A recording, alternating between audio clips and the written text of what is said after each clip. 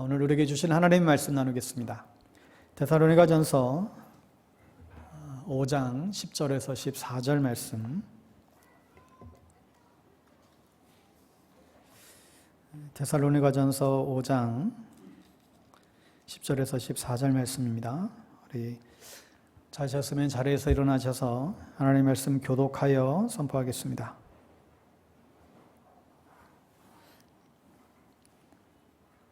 예수께서 우리를 위하여 죽으사 우리로 하여금 깨어있든지 자든지 자기와 함께 살게 하려 하셨느니라. 너희가 하는 것 같이.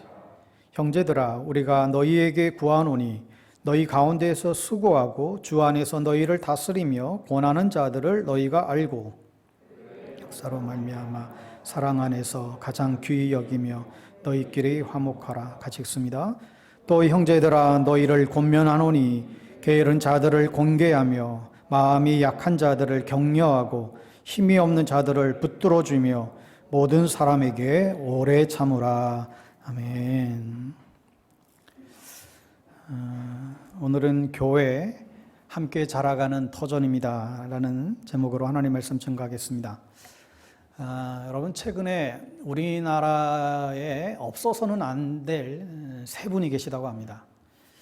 한국에 현재 없어서는 안 될 정말 소중한 분들이라고 하는데요. 첫 번째는 이분입니다. 백종원 선생님이십니다. 왜 그런가 하면 이분 때문에 골목 상권이 살아나고 또 이분 레시피 때문에 각 가정의 식탁이 아주 그냥 획기적인 그런 변화들을 이제 일으켰다고 하죠. 남녀노소 할 것 없이 아주 쉽게 따라 할 수 있는 그런 이 레시피를 제공해 주셔서 한국민의 식탁이 굉장히 질이 높아졌다. 그래서 이분을 좋아하는 분들이 굉장히 많아졌습니다. 좀 더 나가시는 분들은 이분을 대통령 삼아야 된다. 이런 얘기까지도 들리죠. 두 번째 분은 바로 이분입니다. 이분은 진짜 대통령입니다. 별명이 개들의 대통령입니다.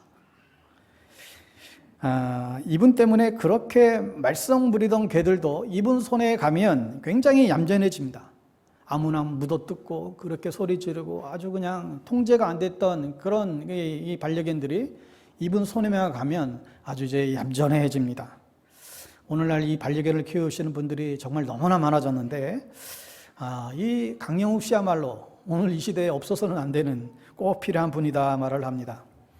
세 번째는 누굴까요? 오을영 박사님이시죠. 요즘 그 금쪽 같은 내 새끼 이 프로로 인기를 끌고 있는데 옛날에는 우리 애가 달라졌어요. 여러분 기억하시나요? 이 프로를 이제 시작했던 그런 이제 분이신데 이 말썽 부리는 아이들, 이 컨트롤되지 않는 이 아이들, 이분을 만나면 이제 고침을 받습니다. 부모가 바뀌고 자녀들이 바뀌고 다시 가정에 웃음꽃이 피는 그런 정말 귀한 일을 하고 계시죠. 어떻게 보면 정말 이 세 분은 이 사회에 꼭 필요한 정말 훌륭한 분들이다 하는 생각들을 이제 하게 됩니다. 여러분, 그런데 이 세 분보다도 몇백 배, 몇천 배 강력한 변화를 이끌어 주시는 분이 계십니다. 다른 게 아니라 그분은 바로 우리 주님이시죠. 성경을 비롯해서 예수님을 만나서 변화된 수많은 사람들의 이야기를 우리는 알고 있습니다. 지난 2000년 동안 예수님을 만나서 변화된 사람의 그 간증들이 우리 주위에 있습니다. 예수를 만나면 변화합니다. 예수님을 만나면 우리의 삶이 변하고 인격이 바뀌고 가치관이 바뀌고 근본적인 변화가 사실 여기서부터 이제 시작이 되는 것이죠. 그냥 단순히 식탁 정도 바뀌는 그런 정도가 아니라 정말 인생이 바뀌는 이 예수 그리스도에게는 사람을 변화시키는 강력한 힘이 그분 안에 있습니다. 저는 오늘 여러분들에게 우리의 신앙생활에 있어서 정말 없어서는 안 될 소중한 분을 소개하고자 합니다. 여러분, 옆에 분들에게 한번 그렇게 고백해 주시겠습니까? 바로 당신입니다.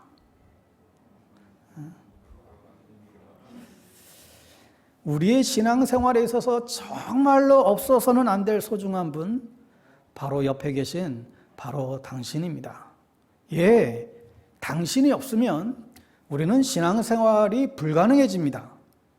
여러분, 한 사람 한 사람이 모여서 이 교회를 이루고 공동체를 이루는 것이죠. 여러분들은 참으로 소중한 사람들입니다. 오늘날 우리나라도 급속하게 서구 사회의 영향을 받고 개인주의화되는 경향이 굉장히 많아졌죠. 공동체성은 무너지고 있습니다. 근데 우리의 신앙생활조차도 이 실용주의에 물들어서 이 개인주의화되는 경향이 많아지고 있어요. 나의 필요에 따라서 얼마든지 교회는 떠날 수 있는 존재로 여깁니다. 코로나 사태로 작금에 우리가 자주 모이지 못하다 보니까 이러한 현상들은 더욱더 사실 많아지고 있습니다. 하지만 신앙은 결코 나홀로 자랄 수가 없습니다. 물론 우리의 신앙은 철저하게 개인적입니다. 우리는 집단으로 공동체적으로 우리가 구원받지 않습니다. 우리는 개인으로 구원받습니다. 하지만 구원은 개인적이지만 신앙생활은 반드시 공동체적으로 일어나게 됩니다. 종교교육자 마틴 루터는 좋은 성도의 세 가지 조건을 말하는데 기도, 말씀 묵상, 고난이라고 했습니다. 기도와 말씀은 너무나 당연한 것이죠. 말씀 없는 기도나 기도 없는 말씀은 절음발이 신자와 같습니다.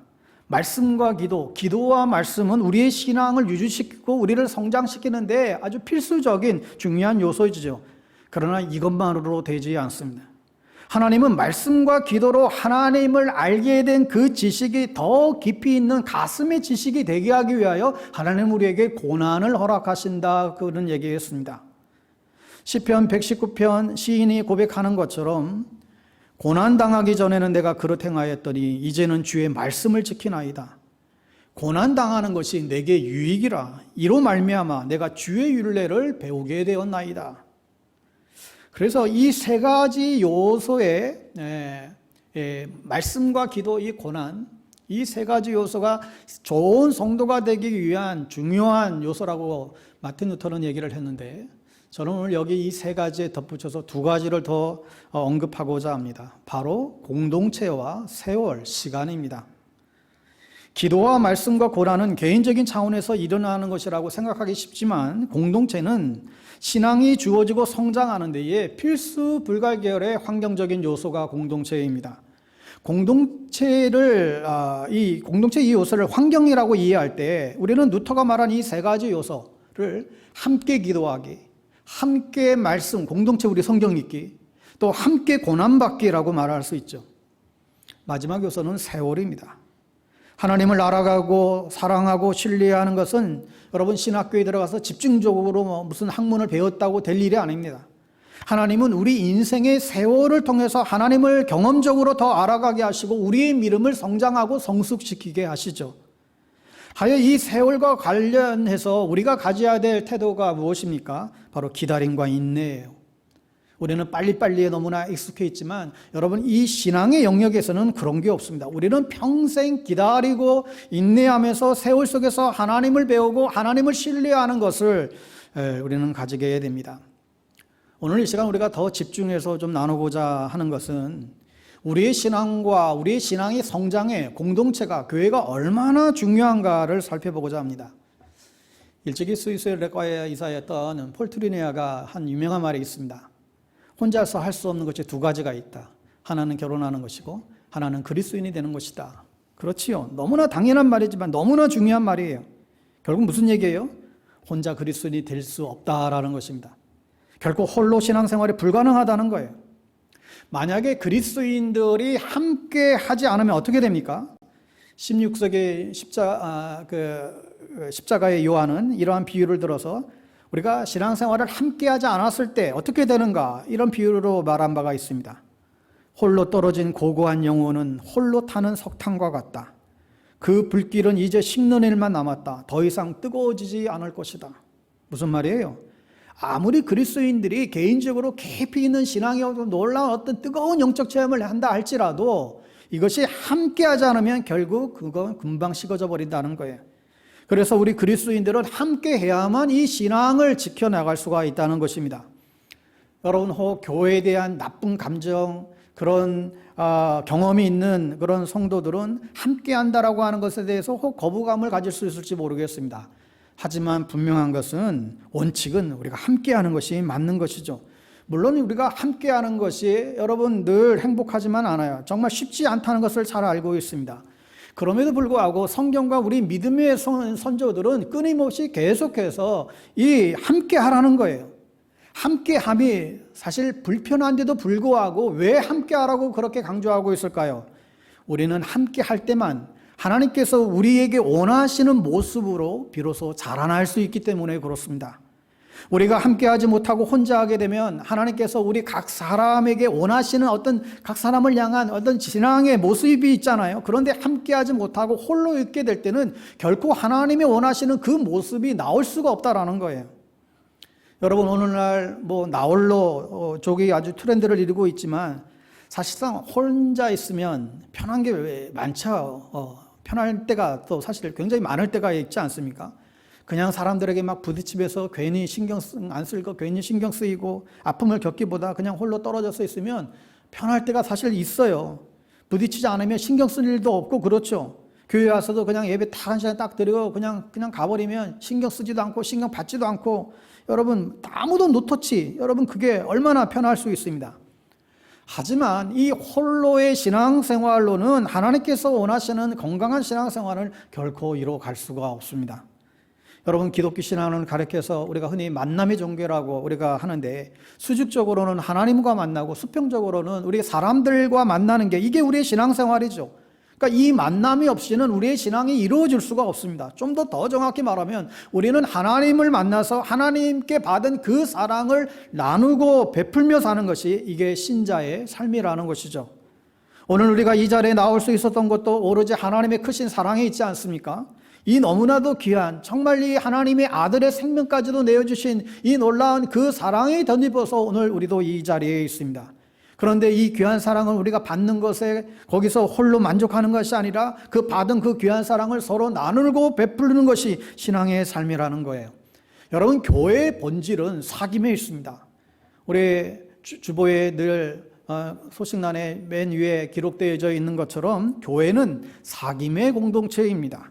서로에 대한 배려와 돌봄, 기도와 만남이 교회를 건강하게 만듭니다. 교회의 사이즈와는 아무런 상관이 없어요. 교회가 크다고 깊이 있는 사귐이 가능한가? 그것은 웃을 일이에요. 그렇지 않아요. 우리는 깊은 사귐 속에서 서로 돕고 격려할 수 있는 사람은요, 사실 제한되어 있어요. 불과 몇 되지 않아요. 아무리 큰 교회도 다 소수의 사람들과 그런 깊이 있는 관계가 가능한 것이죠. 어쩌면 작은 공동체에서 우리가 누릴 수 있는 이런 오히려 큰 그런 은혜들이 더 많이 있습니다. 우리가 이런 것들을 셀 모임을 통해서 추구하는 것들입니다. 하여 사람과의 만남 없이 하나님을 만나려고 하는 것도 여러분 그것도 올바르지 않습니다. 어떤 영성을 깊이 추구하는 분들은 사람은 안 만나요. 사람은 다 무시하고 오직 하나님만 바라보는 사람들이 있어요. 침묵 속에 하나님을 만나려고 하고, 여러분 이래서도 안 되고요. 반대로 하나님 없이 사람만 만나려고 해서도 안 됩니다. 이 둘 다 만날 수 있어야 돼요. 여러분, 교회는 이 두 가지의 만남의 터전이라고 볼 수 있어요. 이 두 가지의 만남이 활발하게 이루어질 때 비로소 교회가 되는 것입니다. 진정한 교회가 되기 위해서는 하나님만을 추구해서도 아니고 또 사람들과의 관계만 추구해서도 안 될 것입니다. 교회가 교회답고 신자의 삶이 교회 안에서 잘 건강하고 성숙하려면 이 두 만남이 균형 있게 있어야 하는 것입니다. 여러분, 그런데 이것은 하루아침에 되어지지 않습니다. 그래서 시간이 필요하고 성장이 필요한 것이죠. 교회가 존재하는 중요한 이유입니다. 교회는 하나님을 만나서 하나님의 사랑을 입은 자들이 함께 자라가는 터전입니다. 교회는 하나님의 사랑을 조금씩이라도 느끼고 아는 이들이 그 사랑을 함께 나누며 나 홀로 거기에 만족하는 것이 아니라 너와 내가 함께 자라가는 성장에 성숙해가는 그 터전이 교회라는 것이에요. 여러분 보시기에는 목사에게 있어서, 한 교회를 목회하는 이 목사에게 있어서 가장 큰 기쁨과 감사가 어디 있을까요? 목사가 가장 행복할 때가 언제일까요? 소망이 뭘까요? 교회 사람들이 막 구름빛처럼 몰려오고 그러면 성장하고 그렇게 부흥하는 것일까요? 물론 그렇게 되면 감사한 일이겠지요. 그러나 정말 목회자에게 있어서 가장 큰 기쁨은 함께하는 모든 일이 더불어 함께 자라나는 데에 있습니다. 자라난다는 것은 변화된다는 것이죠. 이전과 다른 모습을 가지고 날로 변화되어져 가는 모습을 볼 때에 가장 기쁜 일입니다. 열등감에 사로잡혔던 사람들이 이제 열등감에서 탈피해서 정말 하나님이 주신 그 은혜의 복음을 깨닫고 자기 자신을 대하는 태도가 달라지고, 사랑하는 자녀들을 대하는 태도가 달라지고, 이웃을 대하는 태도가 달라지고, 부부간의 배우자를 대하는 태도가 달라지고, 함께하는 성도들 지체들을 향해서 대하는 태도가 달라지고, 이런 모습을 볼 때 가장 큰 감사와 기쁨이 일어나는 것이죠. 그런데 자라지 않고 변하지 않고 언제나 제자리 걸음하고 있으면 그것은 결코 좋은 모습도 아니고 자람이 없는 것이죠. 어떻게 하면 잘할 수 있겠을까요? 정말 저절로 잘하면 좋겠지만 이게 실제로는 그렇지 못합니다.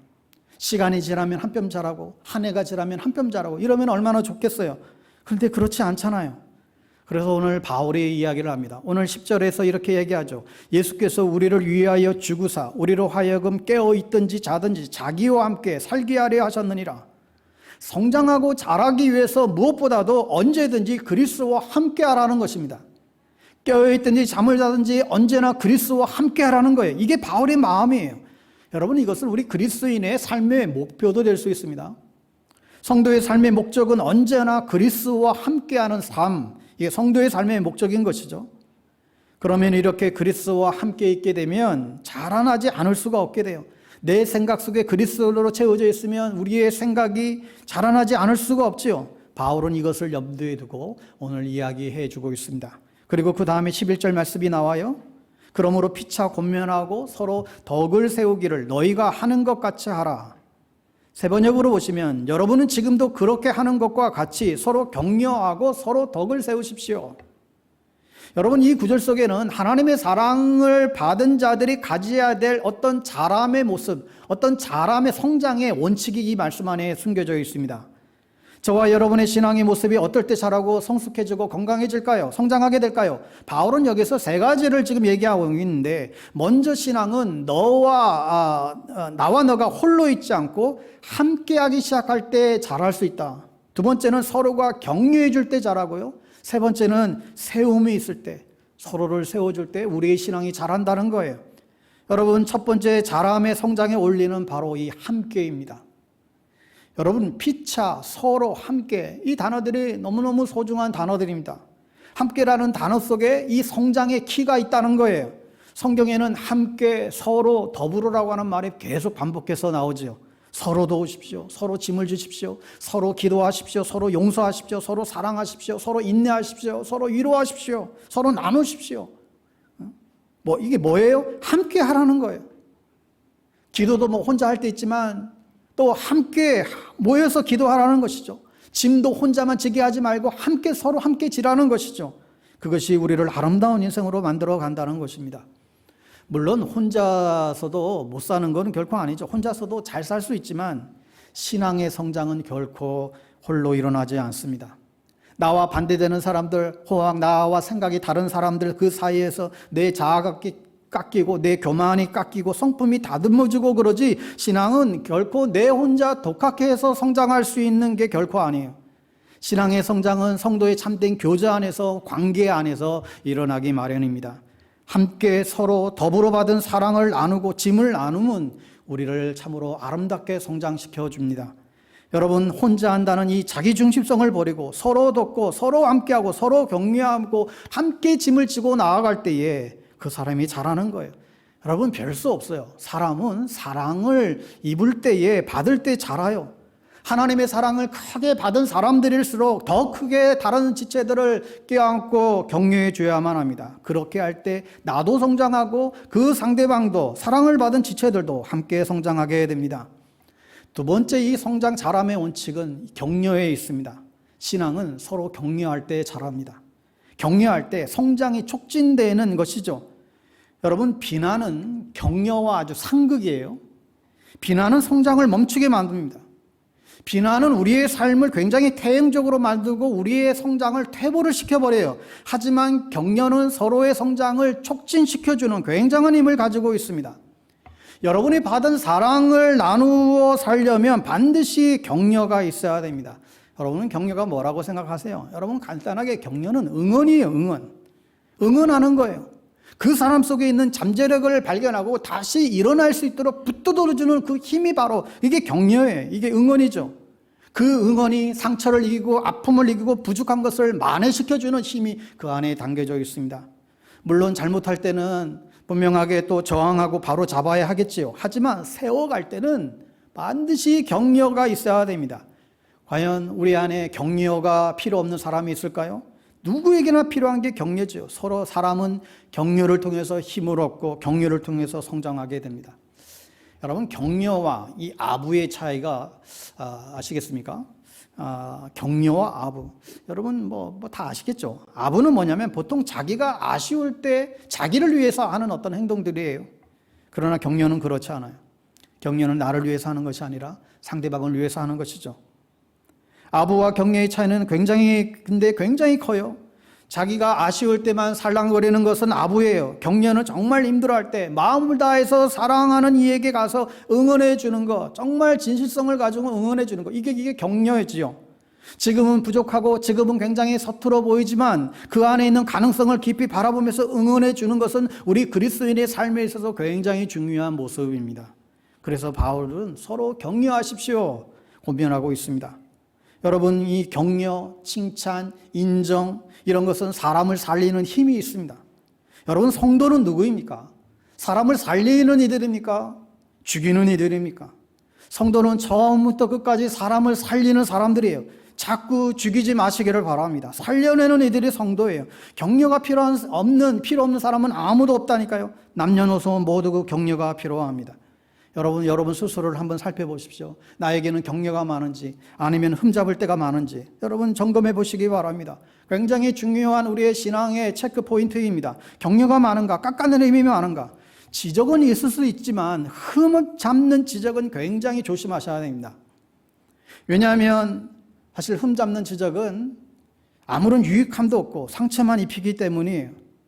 그런데 우리는 자기도 모르는 사이에 그런 삶을 살 때가 얼마나 많은가요? 그래서 우리는 늘 스스로를 조심히 살펴보시고 체크해야 됩니다. 나는 격려가 많은가? 아니면 흠잡을 때가 많은가? 여러분, 격려는 하나님한테만 받는 게 아니죠. 우리는 사람들로부터도 우리는 격려와 위로를 받고 또 받을 수 있어야 됩니다. 히브리서 10장 24절, 여러분 잘 아는 말씀인데 히브리서 10장 24절 말씀 우리 화면을 통해서 한번 같이 읽겠습니다. 시작. 서로 돌아보아 사랑과 선행을 격려하며 모이기를 피하는 어떤 사람들의 습관과 같이 하지 말고 오직 권하여 그날이 가까움을 볼수록 더욱 그리하자. 이 당시 1세기 초대교회 당시에는 차별과 핍박이 굉장히 심각했던 그런 영적인 분위기 속에서 사람들이 굉장히 그 핍박을 두려워해서 모이는 것들을 굉장히 주저하고 두려워하고 그러고 있을 때에 히브리서 기자가 지금 오늘 권면하는 것이죠. 너희들 힘들수록 힘써 모여, 어려움이 있을수록 힘써 모여 서로 격려하라는 것입니다. 여러분, 이 격려라고 하는 이 헬라어 단어는 파라칼레오라는 단어를 씁니다. 이 파라는 곁에서라는 뜻이고 이 칼레오는 이제 이 소리내다, 소리친다라는 단어가 합해진 말이에요. 그러니까 뭐예요? 격려는 옆에서 힘내라고 소리치는 것, 바로 이게 응원이에요. 응원. 이 단어 뜻이 그래요. 이 파라칼레오의 명사형이 파라클레토스입니다. 파라클레토스, 여러분 많이 들어보잖아요. 바로 성령님이에요. 성령님이 어떤 분이세요? 성령님은 우리의 옆에서 힘내라고 응원해 주시는 분이 바로 성령님이신 것이죠. 격려자이고 위로자이십니다. 그래하여 성령 충만하게 되면 격려와 위로가 많아질 수밖에 없는 이유입니다. 하나님께서 교회 현장에 성령을 보내신 것은 모일 때마다 성령 충만하여 서로 격려하고 서로 위로하고 서로 힘을 내라고 응원하라고 보내주신 것입니다.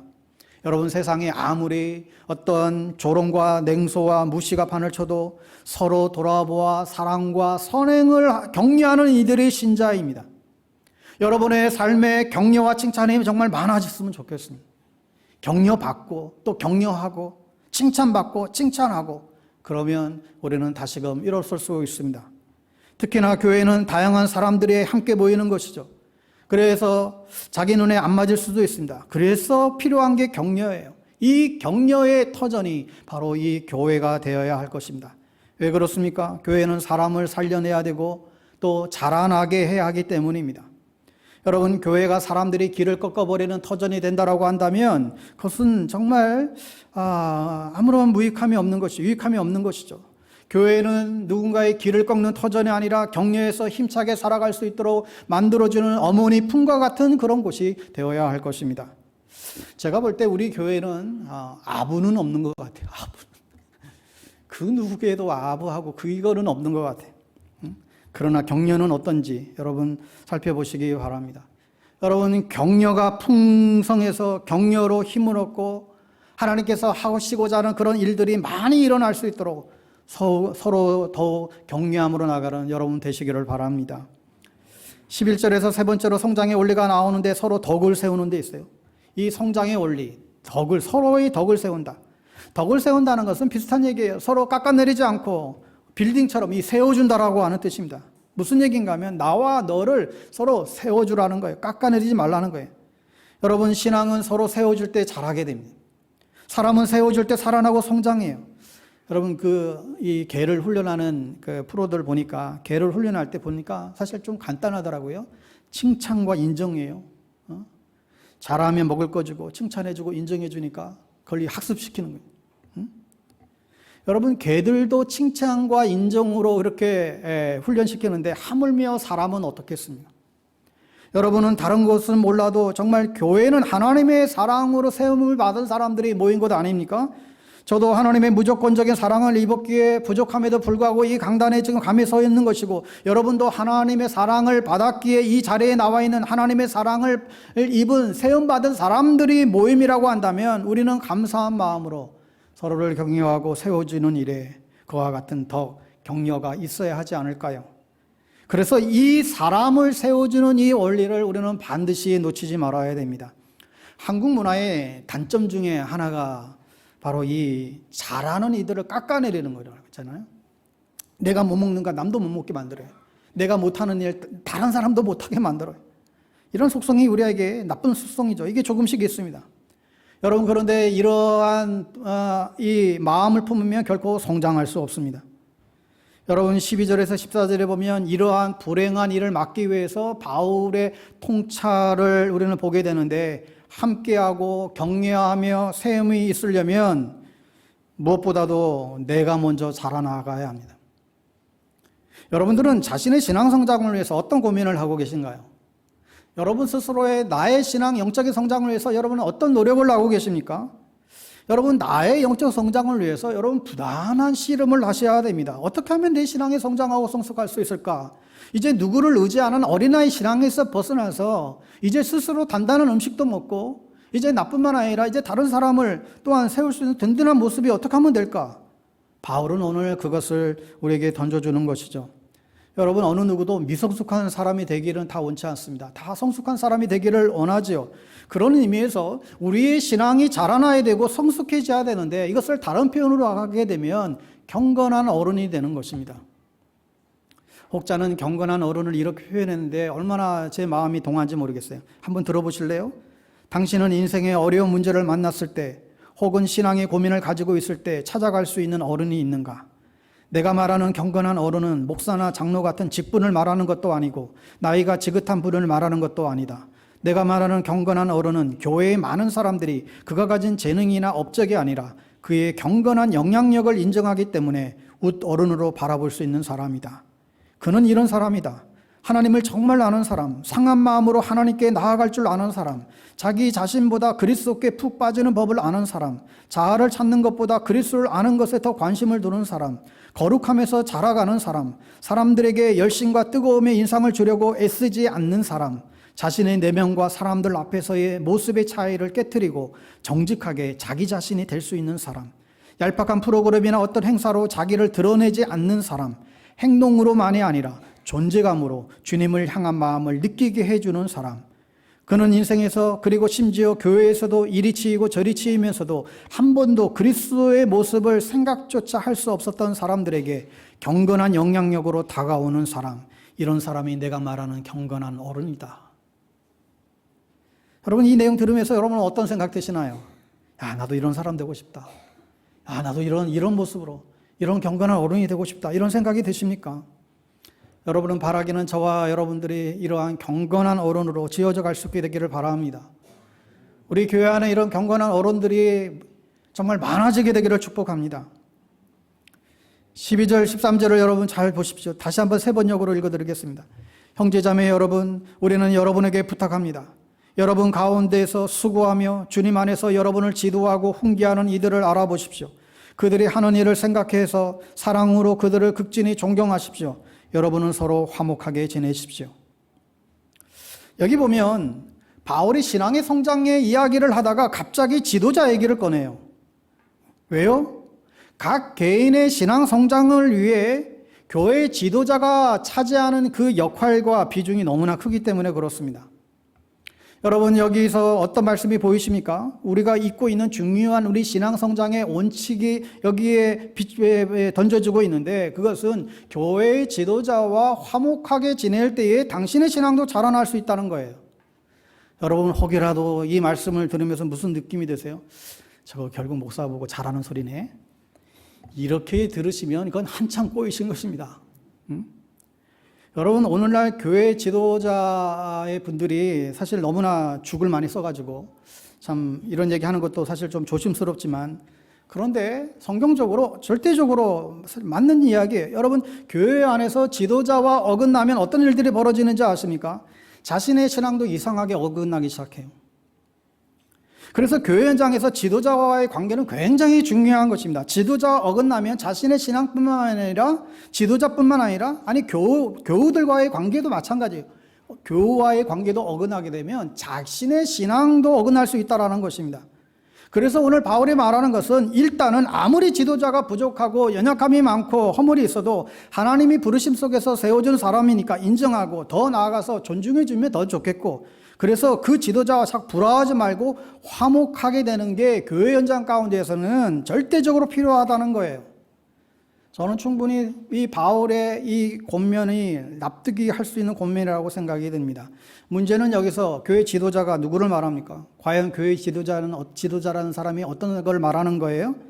여러분 지도자의 지위만 가졌다고 지도자가 될 수 있나요? 그렇지 않죠. 지도자는 명칭은 가졌지만 지도자는 이름에 걸맞는 자에 대해서 바울은 또 언급하고 있습니다. 여러분 이런 말들 들어보셨죠? 목사라고 다 목사냐? 목사다워야 목사지. 들어보신 적 있으시죠? 이런 말만 있는 줄 아세요? 집사라고 다 집사냐? 집사다워야 집사지. 바로 그 얘기를 하고 있는 거예요. 12절에 보면 아무나 지도자라고 하는 명칭을 붙일 수 없다는 것을 바울은 분명히 여기에요. 여기 지도자의 자격이 나와 있는데 보면 어떤 이가 지도자인가? 첫째는 사람들 가운데서 수고하는 이가 지도자다. 이 수고라는 말, 그냥 수고하는 척하는 수고가 아니라 정말로 이 노동의 강도를 가진 정말 힘겨운 그런 수고를 말하는 수고에, 지도자가 되려면, 지도자의 걸맞는 이름을 가지려면 지도자는 수고해야 된다. 두 번째로 그들은 지도해야 되고요. 세 번째로 훈계할 수 있는 사람이 지도자라는 거예요. 다시 말하면 사랑하는 성도들을 향하여 노동할 정도로 힘들게 일하는 사람이 지도자이고, 성도들이 잘못된 길을 갈 때에 관망하는 것이 아니라 사랑의 마음으로 쓴소리를 해서라도 바른 길로 이끌어가도록 인도해 주는 분이, 그게 지도자라고 바울은 우리에게 분명히 밝히고 있습니다. 여러분, 근데 이게 교회 현장에서는 쉬운 일이 아닙니다. 그럼에도 교회 안에는 이런 수고를 하시는 분들이 있죠. 자기 일도 아닌데 방과 낫으로 뛰어다니고 그들을 위해서 애쓰는 분들이 있습니다. 어떤 때는 오해를 무릅쓰고 쓴소리를 해야 되는 경우도 있죠. 나를 위해서 끊임없이 중보해 주는 그런 영적인 리더들이 교회 안에는 있습니다. 그런 리더들과 화목의 관계를 가질 때 우선적으로 자기가 성장하게 됩니다. 여러분 신앙의 자람을 위해서 특히 영적 지도자의 역할, 그 사역을 여러분 사실 무시해서는 안 될 것 같습니다. 사실 교회에서의 많은 지도는 대표적으로 이 설교를 통해서 일어나지 않습니까? 그러니까 기본적으로 여러분 주일 메시지를 그냥 가슴으로 겸손히 받지 않으면 신앙 성장은 결코 일어나지 않습니다. 그러니까 설교자는 쓸데없는 소리 하지 않도록 바른 설교를 하도록 최선을 다해야 되겠고, 그것을 위해서 성도들은 설교자가 바른 설교를 하도록 기도해 줘야 되겠고, 그리고 동시에 설교는 인간의 소리가 아니라 하나님의 마음을 전하는 것이라고 한다면 청중은 마음을 열고 받아들일 수 있을 때 거기에서부터 변화가 시작되게 됩니다. 여러분 설교는 하나님께서 우리에게 주시는 메시지죠. 선포이고 음성입니다. 그래서 그냥 너무 쉽게 내 마음에 맞으면 받고 내 마음에 아니면 그냥 뱉어내는 그런 견해나 강의가 아니라는 거예요. 물론 이게 하나님의 진짜 바른 말씀인가 분별하는 것은 분명히 필요하지만 설교는 1차적으로 하나님이 주신 음성이고 메시지이기 때문에 그 메시지에 대해서 들을 때마다 결단이 필요한 거예요. 주님, 오늘 말씀 들은 대로 제가 한번 해보겠습니다. 이러한 마음의 자세가 여러분 설교에는 너무나 중요한 것이죠. 그 말씀을 부여잡고 여러분의 가정과 일터에서 자기를 부인하고 살아가는 힘들이 정말 많아지고 하나님 앞에서 그 말씀을 부여잡고 씨름하고 정말 끙끙거리고 그런 일들이 많아지기 시작할 때에 정말 말씀대로 살아가려고 몸부림치는 일들이 여러분의 삶 가운데 일어나게 될 때에 여러분의 신앙은 놀라운 성장을 보게 될 것입니다. 여러분 매주일 선포되는 말씀에 귀 기울이시기 바랍니다. 그리고 필요한 말씀이라고 생각되면 여러분 막 적으시고요. 누군가와 이것을 깨달은 바들을 계속해서 나누는 일들을 하셔야 됩니다. 예를 들어 오늘 격려하라는 말씀을 들었다면 격려하는 거 좋지. 그거 훌륭한 일이야. 여러분 이렇게 단순하게 끝나버리면 아무런 소용이 없습니다. 신앙의 자람은 그냥 이루어지지 않습니다. 격려하라고? 그럼 누구를 격려해야 되지? 내 격려가 필요한 사람이 누굴까? 나의 격려가 필요한 사람이 내 주변에 누굴까? 여러분 말씀을 여러분 스스로에게 적용하셔야 됩니다. 이와 같은 도전이 있어야 그게 내 것이 되는 것이죠. 여러분 특별히 매주 도전이 되는 말씀을 여러분 적어 놓으시고 기도하시고 실행해 가시는 그런 적극적인 행함이 우리를 굉장히 성장시켜 주게 됩니다. 매주 여러분 그 주일 말씀들이 여러분 쌓여간다고 생각해 보십시오. 정말 그 말씀대로만 우리가 실행할 수 있다고 한다면 얼마나 아름다운 결과가 맺어질 수 있을까요? 여러분 이제 셀 모임들이 다시 이제 회복이 되기 시작하는데 셀 모임 안에서 삶을 나누고 기도해 주는 일과 더불어서 주일에 주신 메시지들 그 말씀을 은혜 받은 말씀 내가 적용해야 될 말씀들 서로 함께 나누고 서로 기도해 주는 일은 너무너무 여러분 중요한 일이고 이것을 여러분 지속적으로 여러분 행해 가셔야 됩니다. 여러분 그렇게 할 때에 말씀에 비춰서 자신의 삶을 비치고 또 부족한 게 있으면 서로 격려하고 기도해 줄 때 우리의 신앙의 인격과 성품이 비로소 자라날 수 있게 됩니다. 여러분 이러한 훈련들이 우리의 공동체 안에 더욱더 많아지게 되기를 바랍니다. 여러분 이제 마지막 14절입니다. 14절에 다시 한번 제가 표준어 세번역으로 보시면 형제자매 여러분 여러분에게 공고합니다. 무질서하게 사는 사람을 훈계하고 마음이 약한 사람을 격려하고 힘이 없는 사람을 도와주고 모든 사람에게 오래 참으십시오. 여기 굉장히 중요한 성장의 한 모습이 또 나와요. 여러분 성장은 나홀로 성장하는 것은 여러분 나만 혼자 성장하는 것 거기에서 멈추는 것이 아니라 내가 성장하면 성장할수록 다른 사람의 성장도 도와줄 수 있는 그런 사람들이 되어야 그게 성도의 귀한 모습이라는 거예요. 여기 세 사람이 나와요. 무질서한 사람, 마음이 약한 사람, 힘없는 사람 다 도와줘야 될 사람이에요. 그렇다면 이들을 모른 척하지 말고 이들이 거기서 벗어날 수 있도록 격려하고 세워주는 일이 필요한 것이죠. 여러분 나와 너무나 다른 다양한 이들이 함께하는 것은 참 힘든 일일 수 있습니다. 그래서 오늘 바울이 마지막에 하는 말이 뭐예요? 모든 사람에게 오래 참으라는 거예요. 한번 따라서 한번 해볼래요? 모든 사람에게 오래 참으라. 모든 사람에게 참으라. 참 어려운 이야기입니다. 하지만 오늘 바울은 데살로니가 성도들에게 마지막 권면을 하면서 이 얘기를 거론하고 있습니다. 여러분은 어떠세요? 오래 참고 인내하는 편이신가요? 사랑의 첫 번째 속성이 바로 오래 참고예요. 힘든 상황이나 힘든 사람은 누구에게나 다 있지요. 여러분 참음이 필요 없을 사람은 아무도 없습니다. 나 아니 너에게는 사실 다 참아야 돼요. 다 아시다시피 우리는 참으로 변화의 속도가 느립니다. 내가 변하는 것도 느리고 저 사람은 왜 이렇게 안 변할까? 상대방이 변하는 것도 느려요. 다 만만치 않은 사람들이에요. 그러니 오래 참고 기다려줄 수밖에 없습니다. 여러분 자기와 다르고 자기 기준에 맞지 않는 사람을 오래 참음으로 기다려주는 것도 성령의 열매입니다. 하나님께서 오래 참으심으로 회개치 않는 죄인을 기다려주시는 것 그건 주님이 하실 일이죠. 정말 주님이 우리를 오래 참고 기다려주지 않았다고 한다면 어떻게 우리가 주님의 자녀가 되겠어요? 그러나 그러한 그 인내가 하나님의 사람으로 만들어내는 것이죠. 오래 참고 기다려주는 수밖에 없습니다.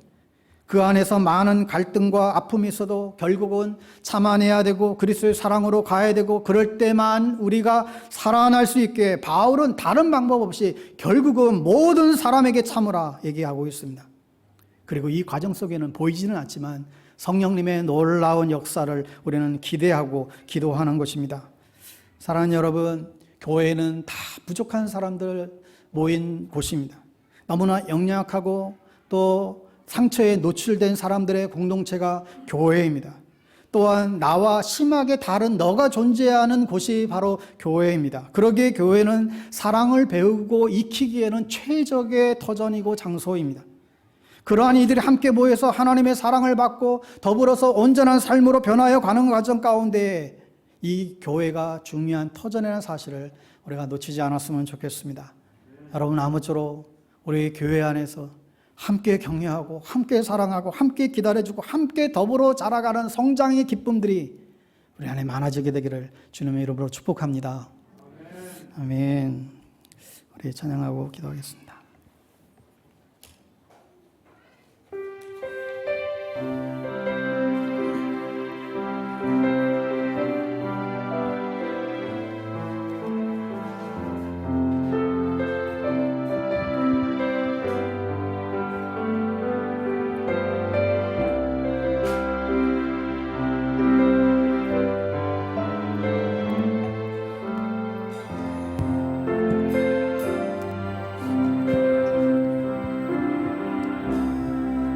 우리에겐 소원이 하나 있네.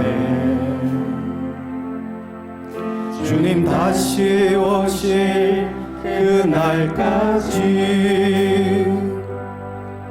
우리 가슴에 새긴 주의 십자가 사랑, 나의 교회를 사랑케 하네.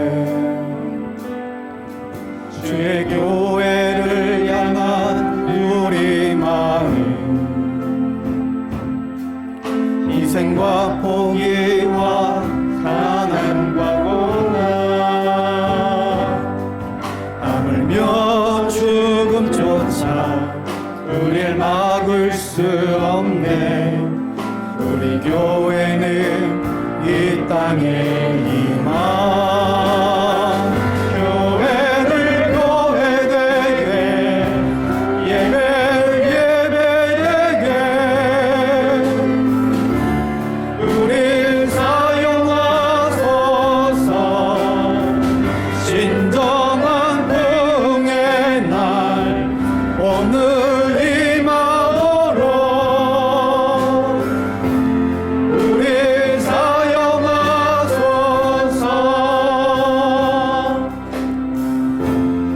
성령 안에 예배하리라. 자유의 마음으로 사랑으로 사역하리라. 교회는 생명이니 교회는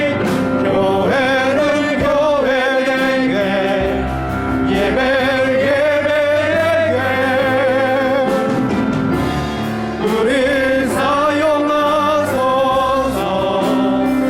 진정한 풍의 날 오늘 임하도록 우리 사용하소서.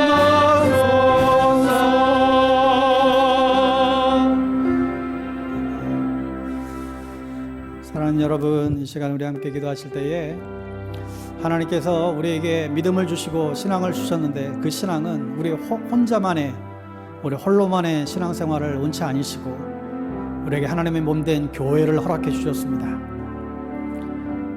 이 교회 안에서 함께 더불어 함께 기도하고 함께 눈물 흘리고 함께 격려하고 함께 위로하고 때로는 함께 부딪히기도 하고 그런 모든 과정들을 통해서 우리가 성장하고 우리가 자라나게 되기를 주님은 원하시고 계시죠. 여러분, 이 시간 우리 함께 기도할 때에 하나님, 무엇보다도 내 자신이 먼저 신앙의 성장에 하나님 일어나게 해주시고, 그리하여 믿음이 강한 자들이 연약한 자들의 약점을 감당하라고 말씀하셨던 것처럼 더 연약한 자들의 약점을 감당해 나가는, 또 다른 사람들을 세워가는, 격려해 나아가는 그런 믿음의 공동체로 우리가 튼튼하게 세워질 수 있도록 오늘 주신 말씀을 기억하시면서 하나님 앞에 그렇게 고백하며 기도했으면 좋겠습니다. 우리 함께 기도하겠습니다. 하나님 아버지 하나님 우리에게 이 놀라운 믿음의 공동체를 주님 허락해 주셔서 감사합니다. 아버지 하나님이여 참으로 이 모든 교회를 통하여 하나님 우리의 신앙의 성장과 신앙의 성숙도를 하나님이 나가게 하신 주님 하나님 아버지 하나님 하나님의 온전하신 가운데 있습니다. 하나님의 사랑을 이루자 하나님 우리의 모든 일들을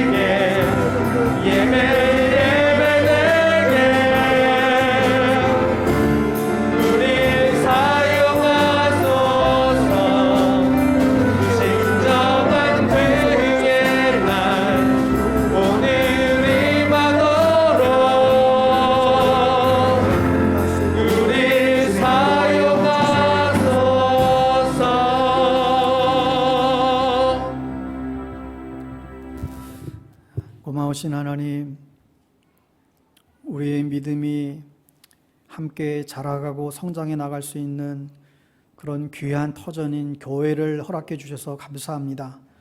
그저 모였다가 흩어지는 곳이 교회가 아님을 깨닫습니다.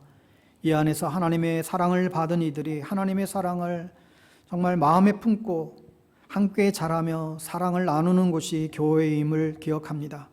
우리 교회도 하나님 진정으로 더욱 함께 서로 격려하며 서로 세워주는 모습을 통하여 우리의 신앙이 자라가고 성숙해 가져가는 그런 기쁨의 열매들이 더욱더 많아질 수 있도록 인도하여 주시옵소서. 주님 정말 간구합니다. 정말 소망합니다. 하나님 방비동 교회 안에 정말 하나님께서 정말 바라시는 그 아름다운 교회 공동체의 모습들이 더욱더 풍성하게 일어나게 해주시고 어느 한 사람도 정말 뒤처지거나 어느 한 사람도 그 하나님의 사랑의 울타리에서 벗어나는 일 없도록 정말 주님의 진리와 사랑으로 품어주시고 응원해주시고 격려해주시고 이끌어 주시옵소서. 예수님의 이름으로 축복하며 기도하옵나이다. 아멘. 지금은 교회의 머리 대신 우리 주 예수 그리스도의 은혜와 하나님 아버지의 놀라우신 사랑하심과 성령님의 교통 충만 역사하심이 우리에게 허락된 이 교회 공동체를 통하여 나 홀로 아닌 함께 더불어 우리의 믿음이 성장하고 자라나게 되기를 간절히 소망합니다. 나 혼자만이 아니라 옆에 있는 이웃의 지체들의 손을 맞잡고 함께 성장해 가겠습니다. 다시 한번 마음의 고백과 결단을 나아가는 사랑하는 방배동 교회 모든 성도님들 머리 위에와 이 나라와 이 민족과 저 북녘 땅 위에 지금부터 영원토록 함께하옵시기를 간절히 축원하옵나이다. 아멘.